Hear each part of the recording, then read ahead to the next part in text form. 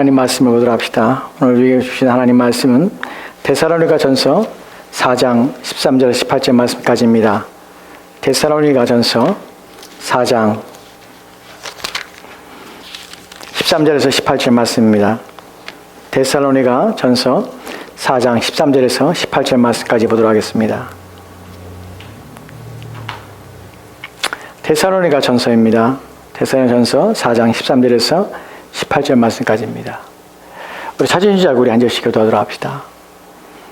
제가 13절 말씀, 여러분 14절 말씀 봉독합니다. 형제들아, 자는 자들에 관하여는 너희가 알지 못함을 우리가 원하지 아니하노니 이는 소망 없는 다른 이와 같이 슬퍼하지 않게 하려 함이라.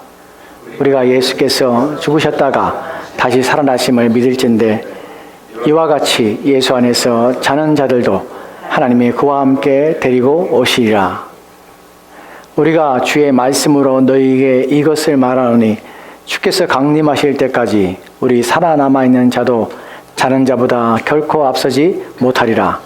주께서 호령과 천사장의 소리와 하나님의 나팔 소리로 친히 하늘로부터 강림하시리니 그리스도 안에서 죽은 자들이 먼저 일어나고 그 후에 우리 살아남은 자들도 그들과 함께 구름 속으로 끌어올려 공중에서 주를 영접하게 하시리니 그리하여 우리가 항상 주와 함께 있으리라.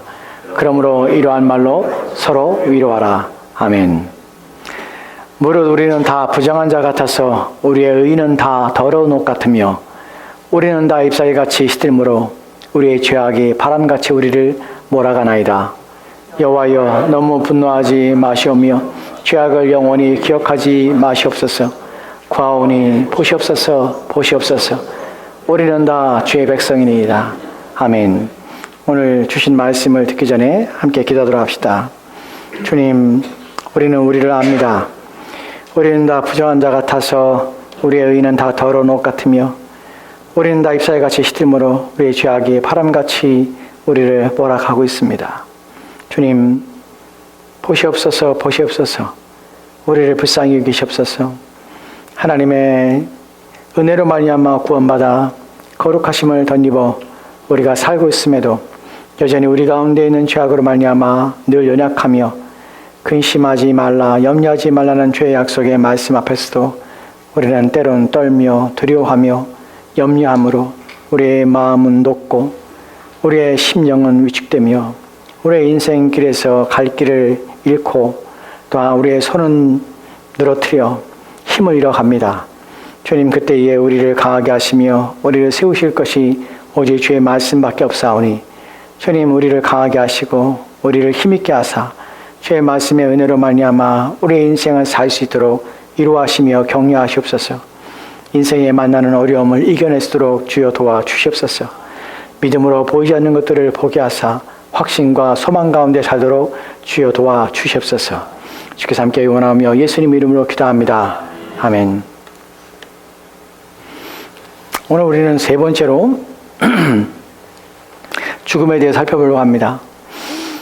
첫 번째 내용과 두 번째 내용들을 여러분이 기억을 하실지 모르겠는데 우리는 큰 주제와 큰 틀에서 죽음을 생각해 보고 있습니다. 우리가 앞서 지금 계속해서 살펴보는 것처럼 죽음이라는 것은 우리 인생에 있어서 우리 삶에 있어서 우리가 꺼리는 것이요 또한 그것은 심각한 문제이라 또 우리가 해결할 수 없는 문제이라 우리는 그것을 멀리하며 무관심하려 하며 애써 외면을 합니다. 그것이 모든 인간이 죽음을 대할 때, 죽음을 생각할 때 갖는 자세예요. 근데 그것에 대해 생각할 때 신자는 죽음을 이렇게 생각해야 한다고 말씀을 드렸습니다. 여러분 기억하십니까? 죽음이라는 것은 신인간의 내재된 본질 속에 담겨져 있는 것이 아니라는 사실이에요. 하나님께서는 인간을 창조하실 때에 죽음이라는 것이 인간의 본질 속에 내재되어 있는 본질의 한 요소로서 죽음을 우리 가운데 덧입혀 주신 것이 아니라는 사실이에요. 하나님은 인간을 창조하실 때 선하신 하나님의 속성에 따라서 그분은 우리를 선하게 창조하셨습니다. 그래 우리 인간은 하나님 보시기에 미운 것이 없었어요. 하나님 보시기에 또 하나님 보시기에 거치는 것이나 하나님께서 싫어하신 것이 없는 것이 인간을 지으실 때 하나님께서 인간을 지을 때 인간의 참된 모습이었습니다.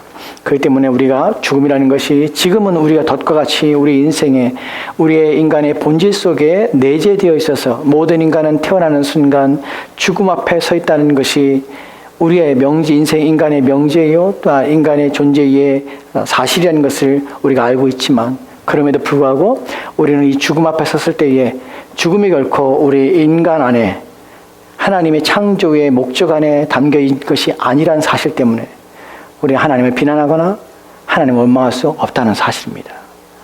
죽음 앞에 우리가 무한한 슬픔을 느끼고 아픔을 느끼며 우리가 고통할 수 있지만 그러나 그 사실로 말미암아 하나님을 비난하거나 원망할 수 없다는 것이에요. 두 번째로 우리가 살펴봤던 내용들을 여러분 기억하십니까? 신자에게서 죽음은 무엇이냐는 것이. 신자는 그리스도 예수를 믿습니다. 그리스도 예수를 믿는다는 것은 영생을 얻는 것이고 구원을 얻습니다. 그 안에 담겨져 있는 것은 죽지 아니라는 말씀을 우리가 성경을 통하여 듣게 된다는 것이에요. 그런데 여전히 우리는 신자 또한 죽음을 맞이한다는 것이에요. 왜 우리는 죽습니까? 라는 부분에서 우리는 두 가지의 내용을 살펴봤지요. 불신자의 죽음과 신자의 죽음은 현상 속에서 보이는 현상 속에서는 똑같이 육체의 죽음 가운데 들어가는 모습을 보이고 있지만 사실은 그 안에 있는 본질적인 요소 속에서 신자의 죽음과 불신자의 죽음의 내용과 의미는 전혀 다르다는 사실을 말씀을 드렸습니다. 죽음이라는 것이 인간에게 들어오는 것은 창조 이후에 인간에게 들어온 것이고 외부에서 들어온 것이기 때문에 그 들어온 상황 속에서 우리는 성경을 통해서 이렇게 우리는 죽음이라는 것을 발견하겠습니다. 죽음은 단순히 죽음이라는 것이 존재하는 것이 아니라 죽음이라는 것은 우리가 죄를 지음으로 말미암아 우리 가운데 들어온 것이라는 사실이에요. 즉 죽음은 모든 사람이 죄인이라는 것을 증언하며 나타나며 확증하는 사건입니다. 즉 죄가 없다면 죽음도 없는 것입니다. 그렇기 때문에 죄의 문제가 해결되지 않는 한 우리는 죽음에서 벗어날 수 없다는 것이죠. 결과적으로 불신자의 죽음이라는 것은 자기가 죄인임을 증명하며 입증하는 것입니다. 제 자신이 죄인이기 때문에 죽는 것이에요. 그러니까 신자는 그리스도 예수를 믿음 말미암아 죄를 용서받은 것입니다. 그렇다면 죄가 없는데도 왜 우리는 죽습니까? 죄의 삭시 죽음이라면 죄의 삭시 그리스도를 통하여 해결되었는데 왜 우리는 여전히 죽는가 하는 부분이죠. 신자의 죽음은 자기의 죄에 대한 책임을 지기 때문에 죽는 것이 아닙니다. 그 죽음은 이미 우리의 죽음을 대신하여 죽은 분이 계신데 바로 그리스도십니다. 그리스도께서는 우리의 죽음을 대신 죽으신 것이에요. 그런데 왜 우리는 여전히 죽습니까? 라는 질문 앞에 성경은 이렇게 대답합니다.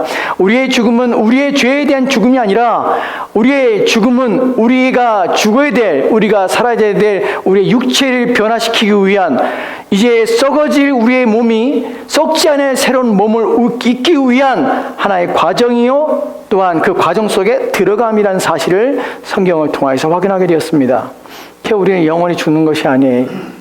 여전히 우리 육체 속에는 죄가 내재되어 있으며 죄에 오염된 요소가 우리 육체 안에 있기 때문에 육신이라 불려지는 이 물질로 채워진 우리 육체뿐만 아니라 그 안에 분리할 수 없는 우리 육신이라는 욕망과 육체가 가지고 있는 소욕이라는 것이 우리 몸에 여전히 달라붙어 있어서 우리가 그리스도임에도 불구하고 여전히 때로는 범죄하며 때로는 옛 모습대로 살아가는 이 모든 상황 속에서 우리는 고통하고 있지만 그것이 끝이 나고 그것이 이제 변화되어서 그 모든 행위들이 모든 죄악들이 더 이상 죄의 오염이 더 이상 우리 가운데 어떠한 기능도 할 수 없는 온전한 몸을 온전한 육체를 가지게 되는 그 기점이 어디냐면 바로 육체의 죽음이라는 것이에요.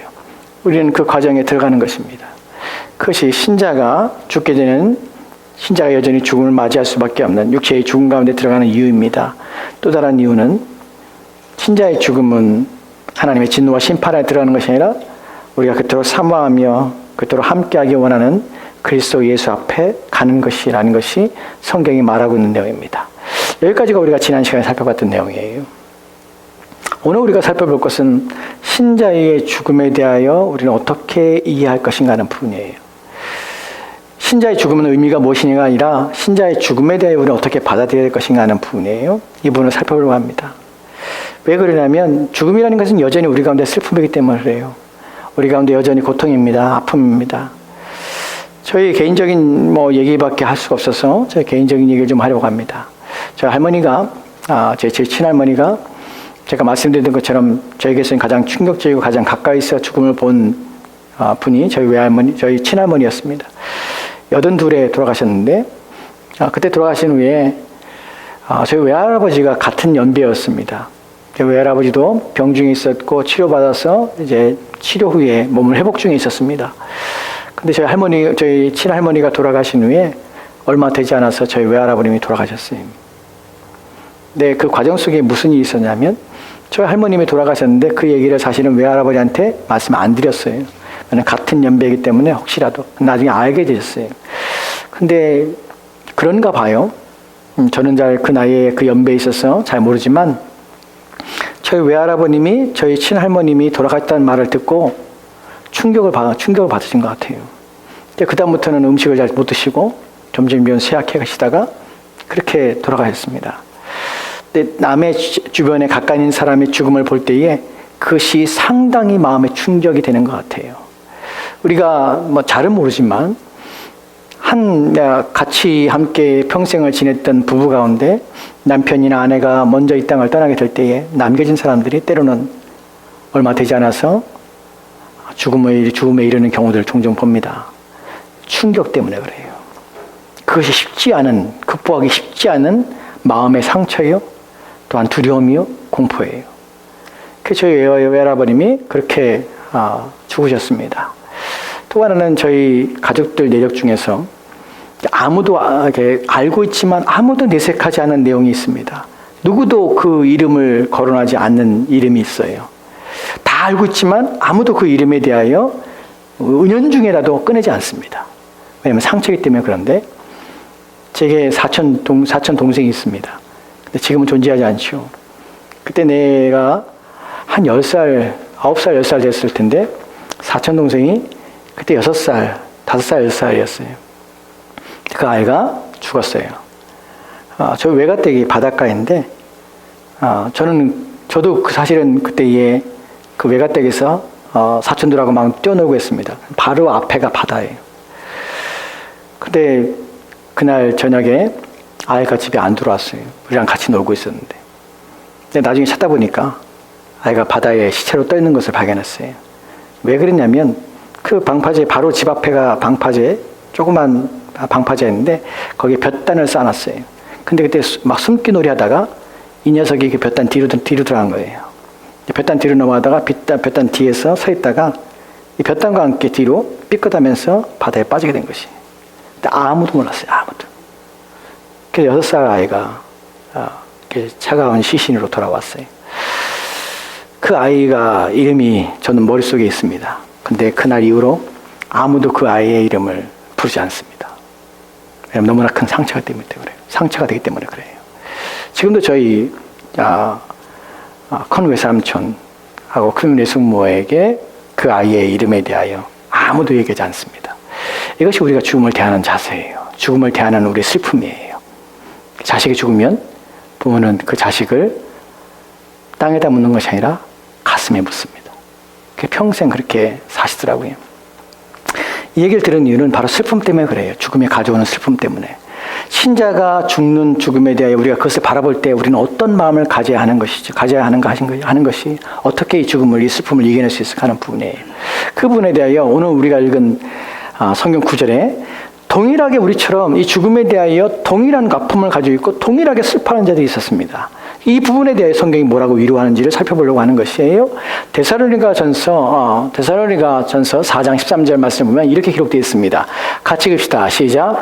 형제들아, 자는 자들에 관하여는 너희가 알지 못함을 우리가 원하지 아니하노니 이는 소망 없는 다른 이와 같이 슬퍼하지 않게 하려 함이라. 아멘. 슬퍼하지 않게 하려 함이라. 너희가 슬퍼하지 않았으면 좋겠다라고 말하는 것이 누구에게요? 데살로니가 교인인데 우리는 죽음에 대한 소망을 가지고 있는데도 여전히 슬퍼한다는 것이에요. 죽음은 우리에게 덧입힌 저주와 같이 끊임없이 우리 주변에서 일상적으로 일어나는 일이기 때문에 그것 때문에 마음이 답답함을 느끼고 마음이 어려움을 또한 마음의 짓눌림을 경험한다는 것이에요. 어떻게 이해될까 하는 부분이에요. 근데 여기에 대하여 바울이 이렇게 말합니다. 형제들아, 자는 자들에 관하여는, 본문에서 자는다는 것은 이것은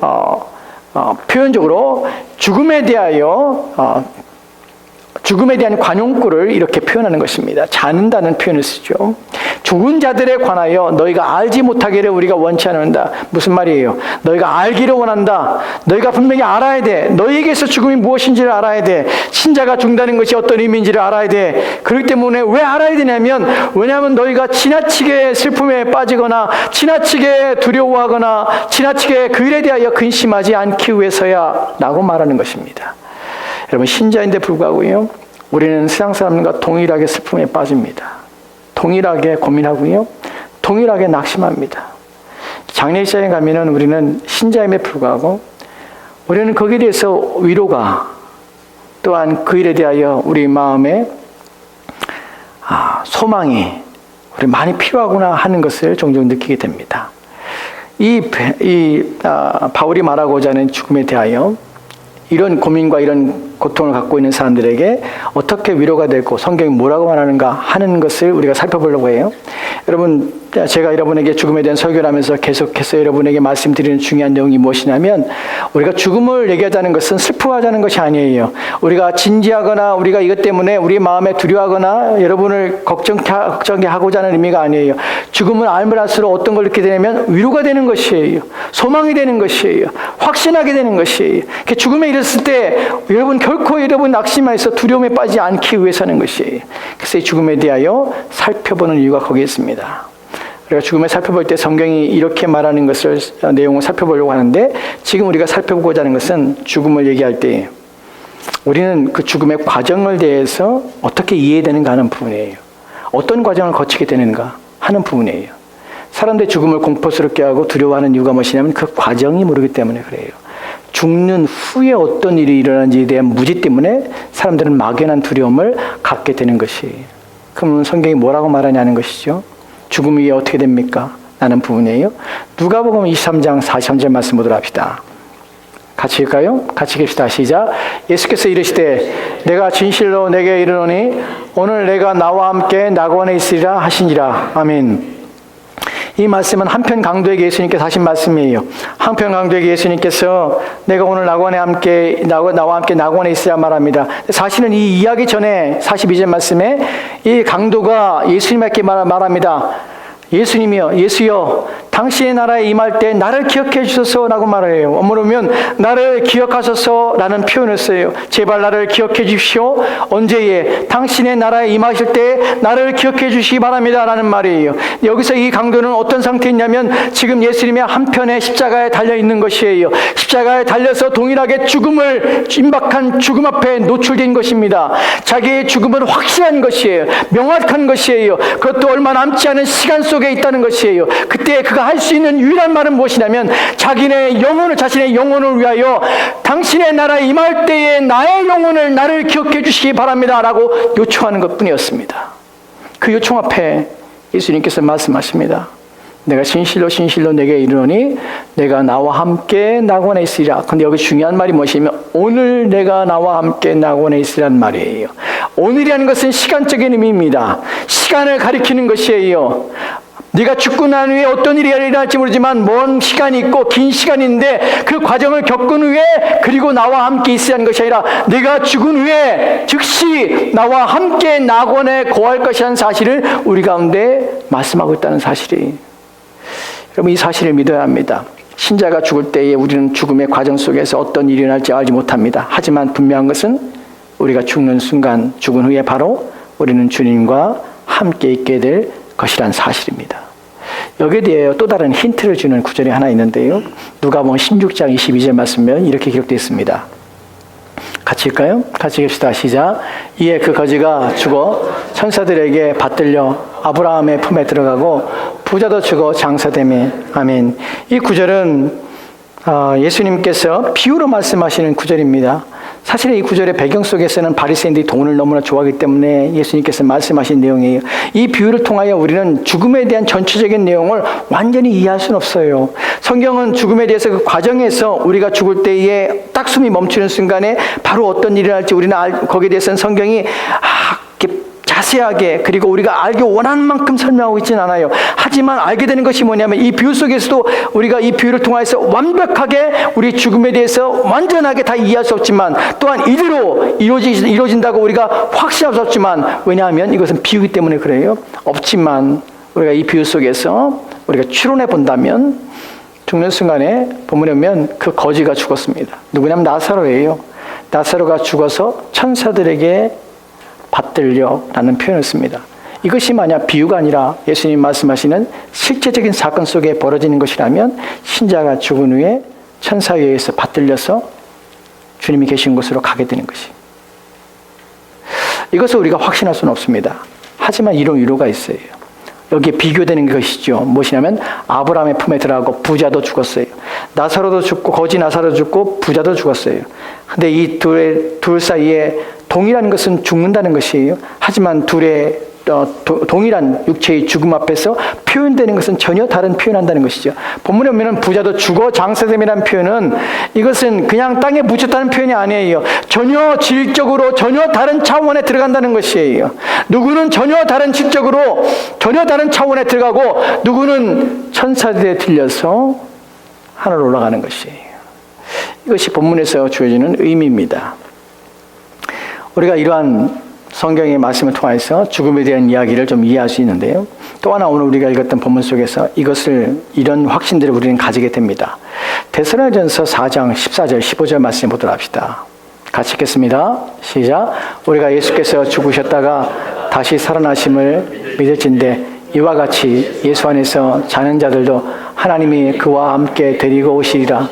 우리가 주의 말씀으로 너희에게 이것을 말하오니 주께서 강림하실 때까지 우리 살아남아 있는 자도 자는 자보다 결코 앞서지 못하리라. 아멘. 아까 읽었던 13절 말씀처럼 너희가 슬퍼하지 않기 위해서 너희가 자는 자들에 대하여 알지 못하기를 내가 원하지 않노라. 이것을 알아라 하고 말하는 것입니다. 그 14절 말씀에 우리가 주 예수께서 죽으셨다가 다시 살아나심을 믿을진데 이와 같이 예수 안에 있는 자들도 죽은 자들도 예수를 믿다가 죽은 자들도 하나님이 그와 함께 데리고 오시리라. 여러분 기억하십시오. 하나님이 그와 함께 데려옵니다. 여기서 그라는 것은 예수 그리스도십니다. 그분과 함께 데리고 온다는 표현 속에서 죽은 자들이 어디에 있는 것입니까? 그와 함께 있는 것이에요. 누굽니까? 예수 그리스도와 함께 있는 것이에요. 우리가 알 수 있는 것은 무엇이냐면 신자가 죽은 후에 공허한 곳에 또한 사라지거나 없어지거나 또한 어떤 다른 상태에 놓여 있는 것이 아니라 그분과 함께 있다가 그날에 같이 온다는 것이에요. 여러분 여기서 우리가 알게 되는 중요한 지식은 무엇이냐면 우리는 그 자리에 죽은 후에 우리는 의식이 깨어있다는 사실이에요. 우리의 생각대로 깨어 있습니다. 우리는 존재합니다. 지금처럼 존재하지 않지만 왜냐하면 우리 육체는 흙으로 돌아가기 때문에 우리 육체와 우리의 영혼이 하나가 된 상태로 우리는 거하진 않지만 우리의 영혼은 멸절되거나 사라지는 것이 아니라 우리는 의식과 분명한 목적과 또한 우리의 생각과 사고를 가진 온전한 존재로서 누구와 함께 그리스도 예수와 함께 있게 된다는 것이에요. 그리고 그날 다시 오실 것입니다. 여기에 대해서 우리가 이것을 믿어야 한다는 것을 본문에 말하고 있는 것이에요. 뭐라고 말합니까? 예수께서 죽으셨다가 다시 살아나심을 믿을진데. 여러분 그리스도인은 무엇을 믿습니까? 예수님께서 죽으셨다가 다시 살아나심을 믿습니다. 이것을 믿기 때문에 우리는 우리의 죽음 또한 어떠한지를 믿게 되는 것이에요. 하나 더 본문에 보면 우리가 주의 말씀으로 너에게 이것을 말하오니 이 말을 기억하십시오. 주님께서 다시 오실 때에 죽은 자들과 함께 오실 때에 어떤 일이 벌어지게 되냐면 하나님이 그들과 함께 데려오시는데 이것을 누가 말했냐면 주의 말씀으로 라는 표현이에요. 이것은 바울이 말한 것이 아닙니다. 사람이 지어낸 얘기가 아닙니다. 누가 말한 것입니까? 주의 말씀으로예요. 주님께서 말씀하신 것이에요. 주님께서 우리에게 주신 것이기 때문에 이 말씀에 대해 우리는 귀담아 들어야 합니다. 사람이 지어낸 것도 아니고 사람의 생각 속에서 만들어낸 이론도 아니고 철학도 아닙니다. 이것은 주님께서 우리 가운데 주신 것입니다. 그렇기 때문에 이 말씀에 대해 우리는 확신해야 되는 것이에요. 우리가 몇 구절을 좀 더 볼 텐데 하나는 이런 예가 있습니다. 성경에. 이 죽음에 대한 얘기가 있습니다. 그 죽음에 대한 예를 통해서 신자의 죽음에 대해서 우리가 어떻게 되는지 좀 생각해 보도록 하겠습니다. 첫 번째 구절은 사도행전입니다. 사도행전 7장에 보면은 59절 60절 말씀입니다. 같이 읽겠습니다. 시작. 그들이 돌로 스데반을 치니 스데반이 부르짖어 이르되 주 예수여 내 영혼을 받으시옵소서 하고 무릎을 꿇고 크게 불러 이르되 주여 이 죄를 그들에게 돌리지 마옵소서 이 말을 하고 자니라. 아멘. 본문에 보면 돌로 맞고 있는 사람이 있는데 그 사람의 이름은 스데반입니다. 스데반이 이제 죽게 된 것이에요. 순교를 당하는 순간입니다. 순교를 당할 때 무슨 일이 벌어졌냐면 그가 하는 말이에요. 주 예수여 내 영혼을 받으시옵소서. 그리고 무릎을 꿇고 크게 불러 이르되 주여 이 죄를 그들에게 돌리지 마옵소서 이 말을 하고 자니라. 관용적인 표현으로 죽었다는 것이에요. 주 예수의 내 영혼을 받으시옵소서. 이는 이 본문 속에서 우리가 할 때에 신자가 죽음 앞에 섰을 때 누구에게로 돌아가냐면 예수 그리스도에게 돌아가는 것이에요. 그래서 자기의 영혼을 의탁하는 것이에요. 주 예수의 내 영혼을 받으시옵소서 라고 부탁하는 것이에요. 여러분이 죽을 때에, 여러분 이 땅을 떠날 때에 우리는 각자의 다른 시기 속에서 상황 속에서 이 땅을 떠나게 될 것입니다. 그때 저와 여러분 속에, 저와 여러분의 마음 속에 의탁할 것이 있다면 마지막 여러분이 내뱉을 기도가 있고 여러분이 믿어야 될 것이 있다면 무엇이냐면 주 예수여 내 영혼을 받으시옵소서 라는 기도를 드리는 것이에요. 여러분이 영혼이 주님께 돌아간다는 사실을 기억하십시오.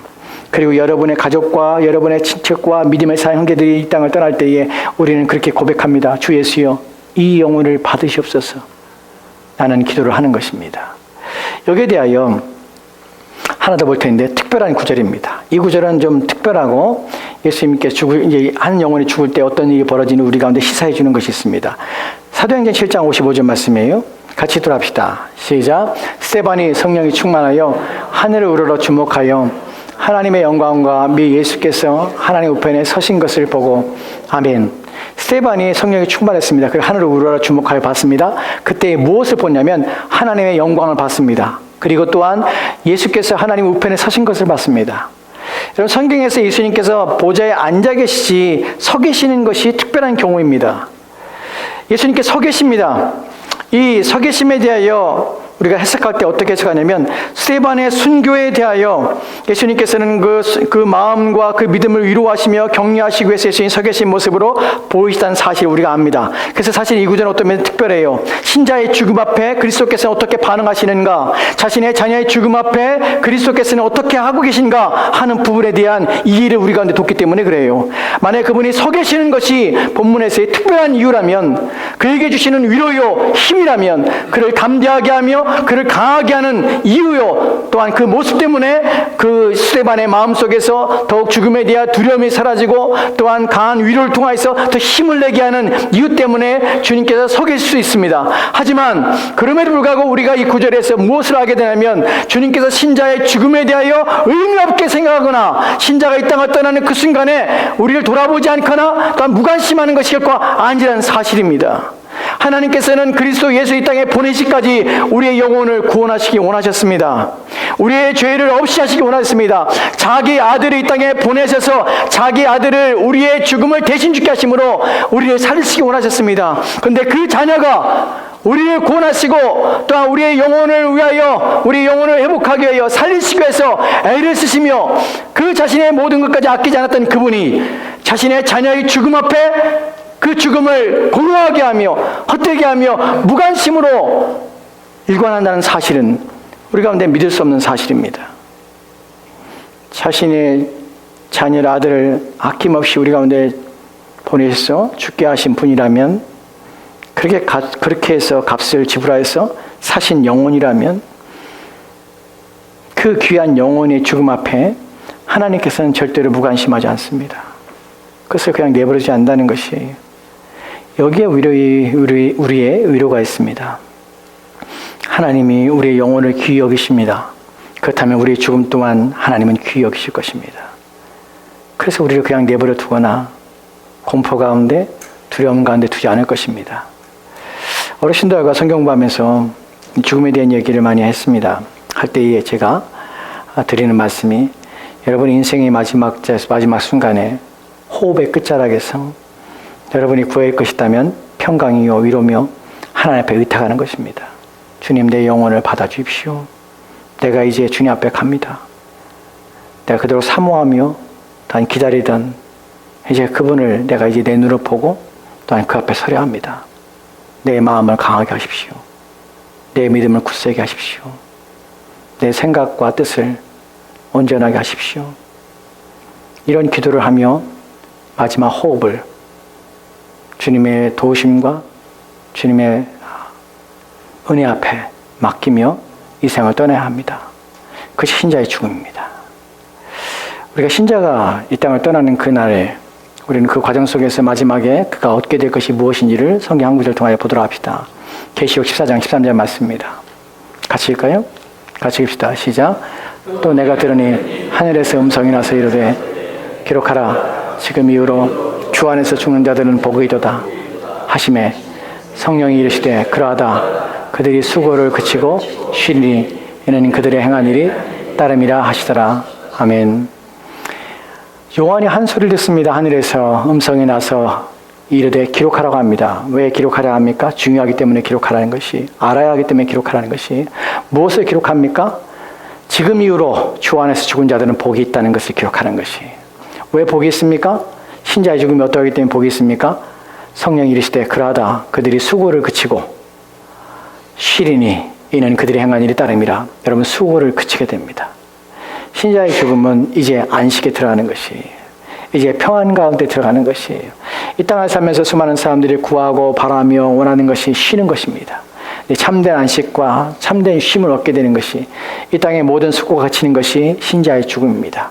그렇기 때문에 신자는 이 땅을 떠나는 우리 주변의 사람을 볼 때마다, 그리스도인의 죽음을 볼 때마다 우리는 그렇게 합니다. 이제 평안히 쉴 수 있는, 이제 영원한 안식에 들어가는 그날이 바로 오늘입니다. 또한 이런 안식에 들어갔으니 수고하셨습니다. 이런 고백들과 이런 위로를 하는 것이에요.